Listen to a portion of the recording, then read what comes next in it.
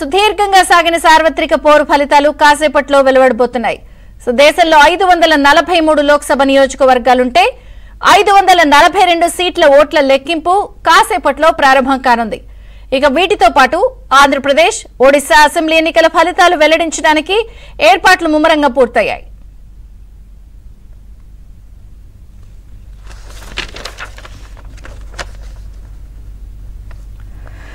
సార్వత్రిక ఎన్నికలకి సంబంధించి ఉత్కంఠగా యావత్ భారతావని సిద్ధంగా ఉంది. మరి కాసేపట్లో కౌంటింగ్ ప్రక్రియ ప్రారంభం కాబోతోంది.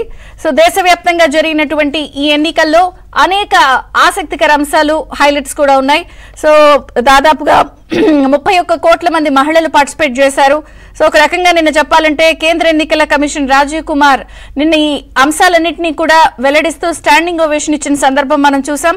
1.5 కోటి పోలింగ్ సిబ్బంది దేశవ్యాప్తంగా కూడా పార్టిసిపేట్ చేశారు. 27 రాష్ట్రాలు, కేంద్రపాలిత ప్రాంతాల్లో అయితే రీపోలింగే లేదు. నిజంగా ఇది చాలా గొప్ప అంశం అని చెప్పి ఆయన మాట్లాడారు. ఒక రకంగా చెప్పాలంటే 64 కోట్లకి సంబంధించిన ఓట్లు పోలయ్యాయి. G7 దేశాల కంటే 1.5% ఇది ఎక్కువ. ఈసారి అత్యంత ఆసక్తికర అంశం ఏమిటంటే యావత్ భారతావనికి సంబంధించి జరిగినటువంటి ఈ ఎన్నికని కేవలం భారతదేశ ప్రజలే కాదు, ప్రపంచ దేశాలు కూడా ఇక్కడ జరుగుతున్నటువంటి పోలింగ్, ఈ కౌంటింగ్ కి సంబంధించిన ఏర్పాట్లన్నింటినీ కూడా చాలా దగ్గరగా కూడా వీక్షించింది.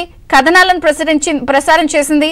BBC గానీ, CNN గానీ, France 24, Al Jazeera, Global Times, Washington Post, New York Times ఇలా అనేక అంతర్జాతీయ సంస్థలు కూడా భారతదేశ పోలింగ్ ని చాలా నిక్షిప్తంగా, చాలా తీక్షణంగా పరిశీలించాయి.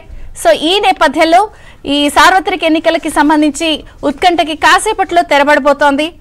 ఎవరు విజేత, రాబోయే 5 రాష్ట్రాల్లో రాబోయే 5 సంవత్సరాలు దేశాన్ని ఎవరు పాలించబోతున్నారు, నిజంగా మోదీ 3.0 లోడ్ కాబోతోందా, ఎగ్జిట్ ఫలితాలు నిజం కాబోతున్నాయా, మాట్లాడిన ఏర్పాట్లు ఎంతవరకు వచ్చినాయో Delhi bureau chief Krishna live లో సిద్ధంగా ఉన్నారు వివరాలు అందించడానికి.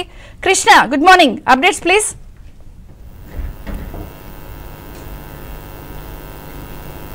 Good morning Vijay Chandrika. యావత్ దేశం ఎదురు చూస్తున్నటువంటి రోజు